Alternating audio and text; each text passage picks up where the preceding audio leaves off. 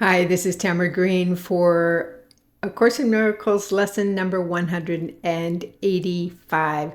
All right, we're going to take the pinky side of our fists and we're going to tap 2 inches below the belly button, alternating back and forth. So you breathe in with your nose, exhale through your mouth. Breathing in through your nose.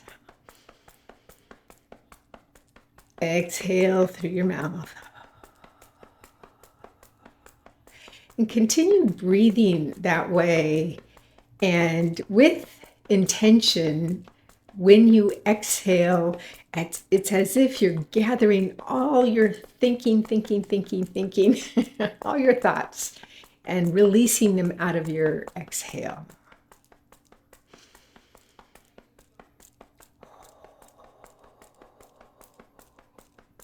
And sometimes it really helps to focus exactly where you're tapping, right on the abdomen.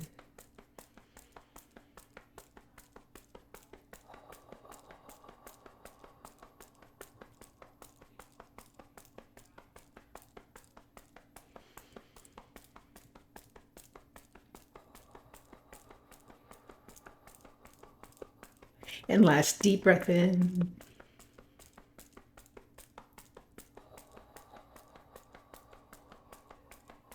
And then flat palms, and in a clockwise fashion, you rub your belly, or maybe you're seeing the opposite image of me. So you're rubbing clockwise, and that helps to release the energy and calm that area. Okay, very good. Okay, 185. I want the peace of God. To say these words is nothing, but to mean these words is everything. If you could but mean them for just an instant, there would be no further sorrow possible for you in any form, in any place or time. Heaven would be completely given back to full awareness, memory of God entirely restored, the resurrection of all creation fully recognized. No one can mean these words and not be healed. He cannot play with dreams nor think he is himself a dream. He cannot make a hell and think it real. He wants the peace of God, and it is given him. For that is all he wants, and that is all he will receive. Many have said these words, but few indeed have meant them. You have but to look upon the world and see around you to be sure how very few they are. The world would be completely changed should any two agree these words express the only thing they want. Two minds with one intent become so strong that what they will becomes the will of God. For minds can only join in truth.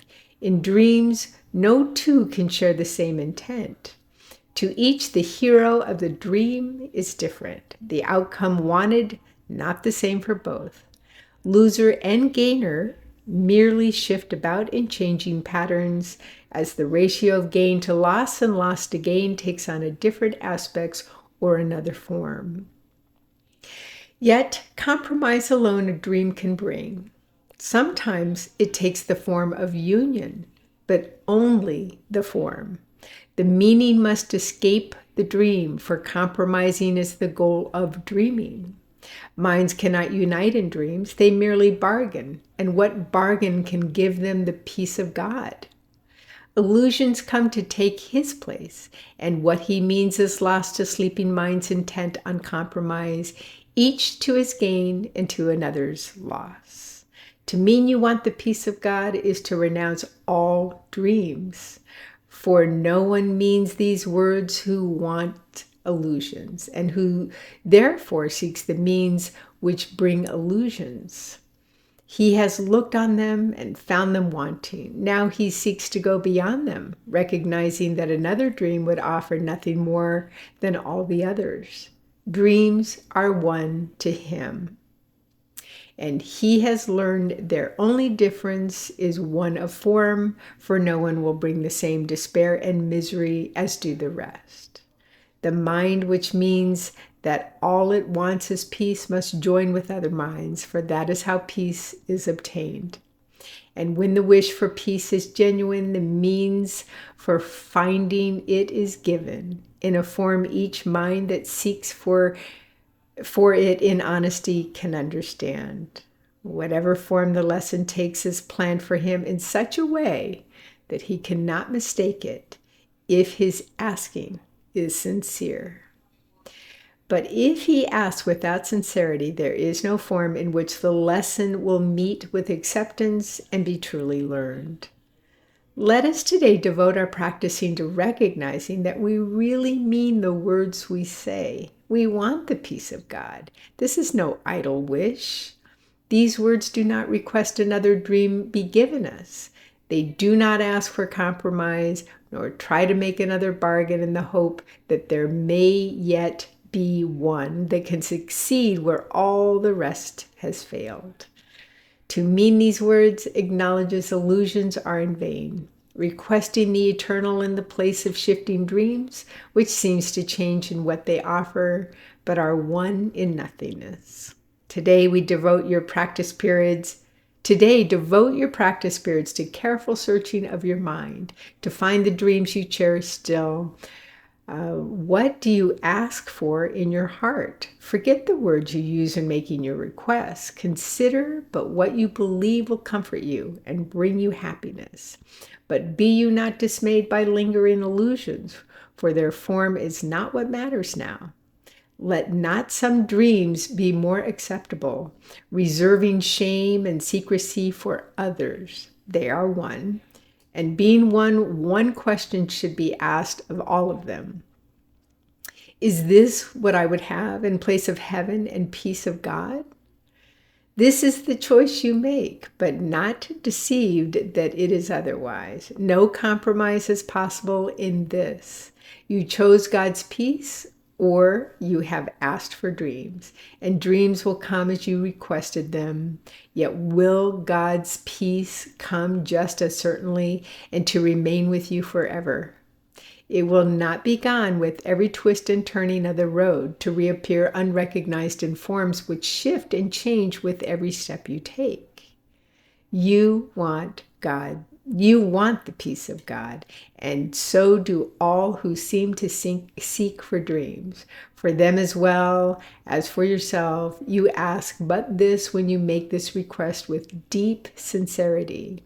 For thus you reach to what they really want and join your own intent with what they seek above all things, perhaps unknown to them, but sure to you. You have been weak at times, uncertain in your purpose, and unsure of what you wanted, where to look for it, and where to turn for help in the attempt. Help has been given you, and would you not avail yourself of it by sharing it? No one who truly seeks the peace of God can fail to find it, for he merely asks that he deceive himself no longer by denying to himself what is God's will. Who can remain unsatisfied who asks for what he has already? Who could be unanswered who requests an answer which is his to give? The peace of God is yours. For you was peace created, given you by its creator, and established as his own eternal gift. How can you fail when you but ask for what he wills for you? And how could your request be limited to you alone? No gift of God can be unshared. It is this attribute that sets the gifts of God apart from every dream that ever seemed to take place of truth. No one can lose and everyone must gain whenever any gift of God has been requested and received by anyone. God gives, but to unite, to take away is meaningless to him. And when it is as meaningless to you, you can be sure you share one will with him and he with you. and you will know you share one will with all your brothers whose intent is yours. It is this one intent we seek today, uniting our desires with the need of every heart, the call of every mind, the hope that lies beyond despair, the love attack would hide, the brotherhood that hate was sought to sever, but which still remains as God created it. With help like this beside us, can we feel today as we request the peace of God be given us? And so 185 is, I want the peace of God. I know some of you have asked this in the past, so I'm just going to address it here. Dream in this particular lesson means illusion. It's how we, we're of this world. So it's dreams in terms of, fear-based illusion stuff, right? Now, I was asked earlier today by one of my clients, how can I say something and really mean it when I don't mean it? I'm too upset to mean it, kind of thing. And my response to her was, practice really is the key. And the fact that you're now over half through this wonderful year of A Course in Miracles means that you are in a very, very powerful practice. That practice is, each one of these lessons is an affirmation, and each one of these lessons makes it clear to us what we all really want, like peace, like love, like answers to all of our questions. Who am I? What is my purpose? We get those answers in these lessons. So even if you don't feel it, it's okay. Say, I want the peace of God. And even though I'm not feeling it at the moment, let me just have the practice of saying it again and again and again. I want the peace of God. I want the peace of God. And one thing I love to do, because we begin to disconnect from the mind and open our heart when we really focus in on each and every single word. So for an example, I want the peace of God. I put the accent on the first word. I want the peace of God. And then the next time I would say it, I want the peace of God. And as we're doing this, I'll continue doing this, but I want to explain it first. You really begin to embody what you're saying. Yeah, want. Yes, want. You begin to feel the want, right? Or feel the desire, right? So let's continue. I want the peace of God. I want the peace of God. I want the peace of God. I want the peace of God. And then 3 more times. I want the peace of God.